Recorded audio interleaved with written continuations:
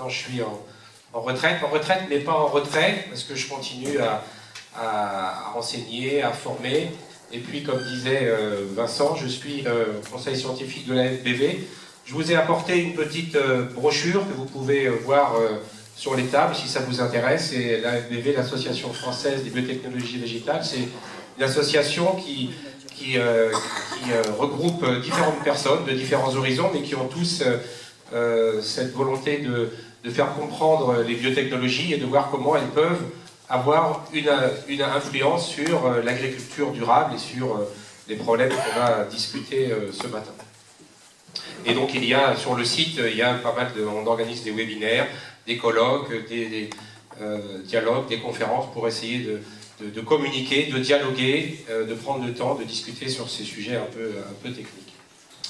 Et donc ce que je voulais, quand on a vu le titre sur le génome, les interventions, je voulais juste faire un petit point sur le génome, parce que ce qui est important, c'est que c'est un langage universel. Si on parle différentes langues, et il y a des centaines de langues, par contre, on a le même langage génétique. On est tous codés de la même façon, et toute notre information, elle est codée par ces 4 lettres de notre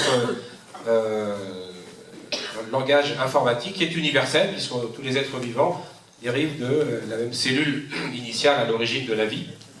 Et donc, si on regarde l'ADN humain, on a 3 milliards de paires de bases, et l'équivalent de 500 volumes d'une encyclopédie, pour lequel on a, avec le séquençage du génome humain, 2% de ces 3 milliards de paires de bases qui codent pour des protéines, et puis dizaines de pourcents de ces séquences qui contrôlent et qui régulent le fonctionnement de cette machinerie dans l'espace et dans le temps.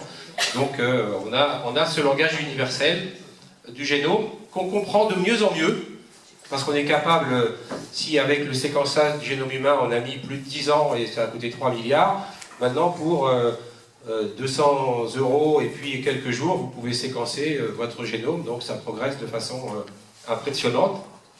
On connaît de mieux en mieux, et donc on passe un peu de terrain connu en terrain connu. On est capable de comprendre la différence qu'il y a entre ces deux tomates, parce que on peut lire ce qui est écrit dans leur génome, et puis on peut comme ça cartographier les gènes qui sont présents.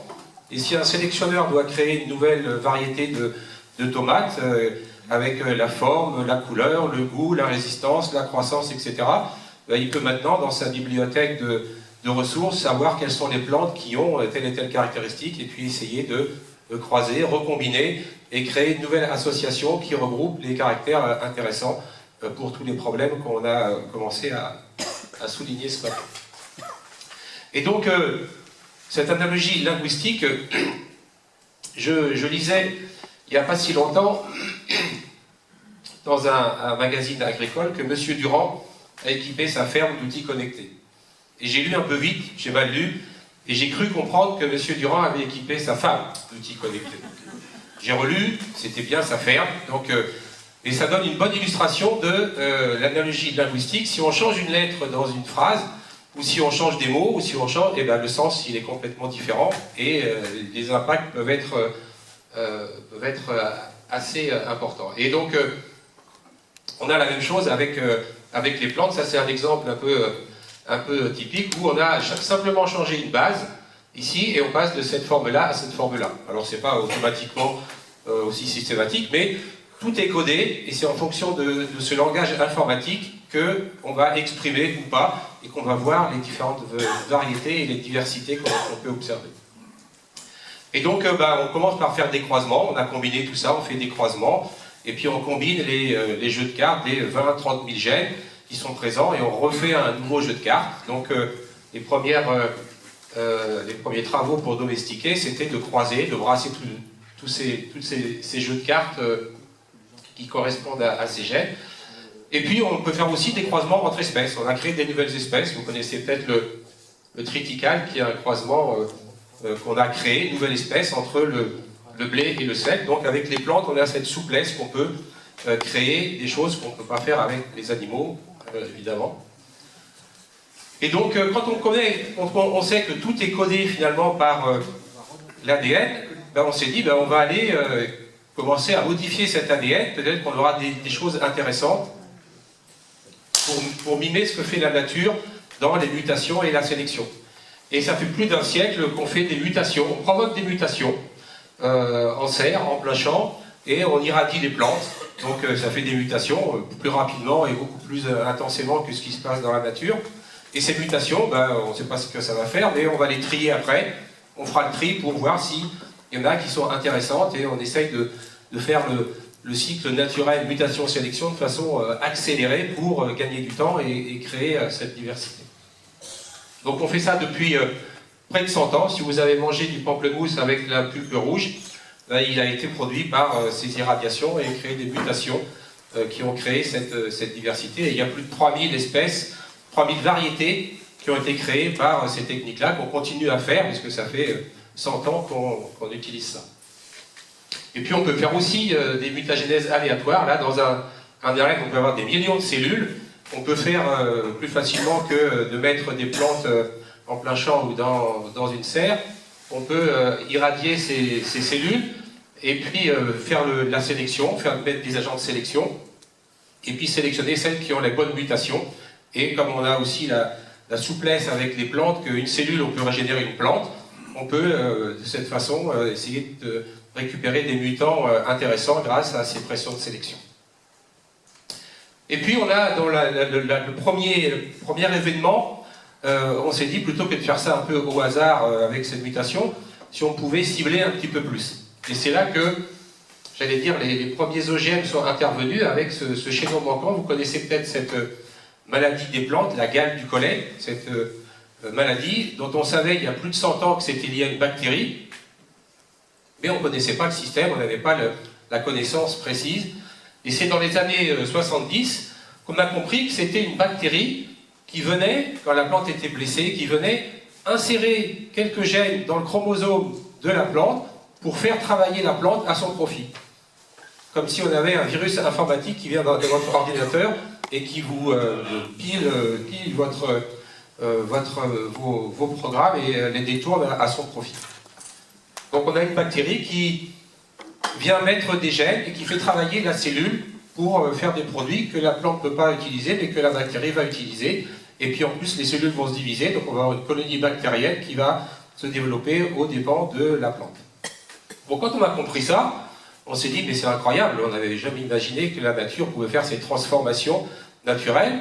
Donc on a dit, on va utiliser cette bactérie, au lieu qu'elle transfère ses gènes à elle, on va mettre nos gènes à nous d'intérêt dans cette bactérie pour qu'elle fasse le boulot. Et c'est comme ça que les premiers OGM, dans les années 80, pour des résistances aux insectes, des tolérances aux herbicides, des tolérances aux virus, etc. Et tous ces OGM ont été produits, une grande partie, avec ces techniques qui utilisent un système naturel qu'on a un petit peu optimisé pour faire ces transformations de quelques gènes qu'on peut rajouter.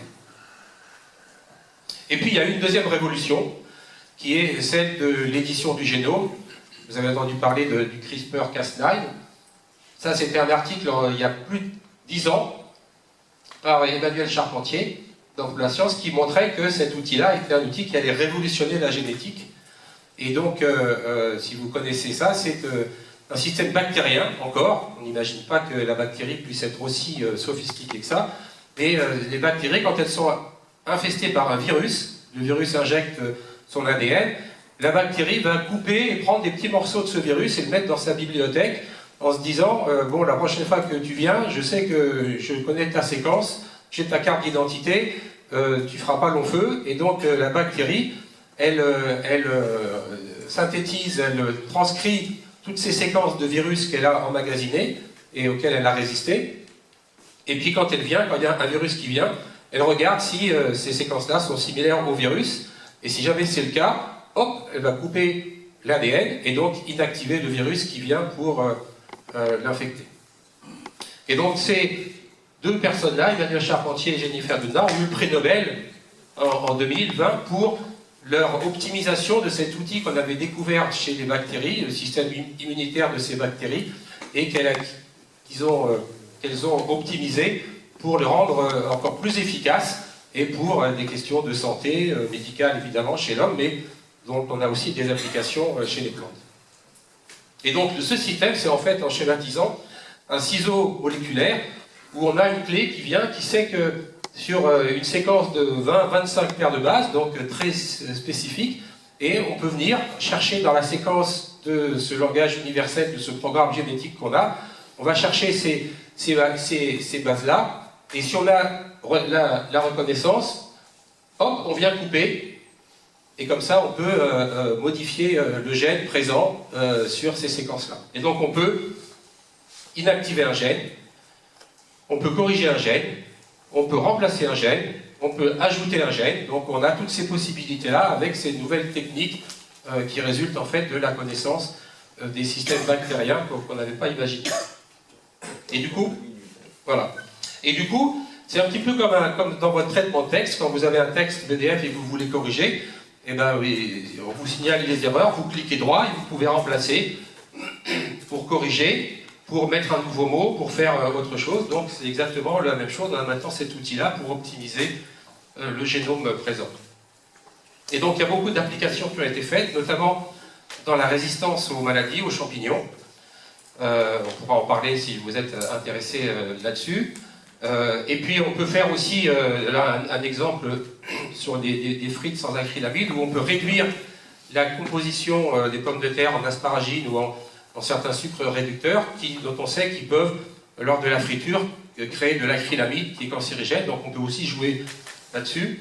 Et puis le dernier exemple, c'est la néodomestication, puisque quand on a créé, quand on a domestiqué les espèces, on s'est rendu compte qu'on avait un petit peu baissé la diversité qui existait, et donc maintenant on est capable comme on a identifié les gènes intéressants sur des variétés sauvages, des ancêtres qu'on a, plutôt que de faire un croisement et de rebrasser de façon aléatoire 30 000 gènes, on peut aller chercher des gènes intéressants dans le pool génétique compatible avec le blé, chercher dans les ancêtres du blé des gènes intéressants qu'on a oubliés ou qu'on a perdus ou qu'on n'a pas eu le temps de récupérer, prendre ces gènes-là et les remettre pour améliorer sur certains caractères les caractéristiques des plantes et des variétés actuelles.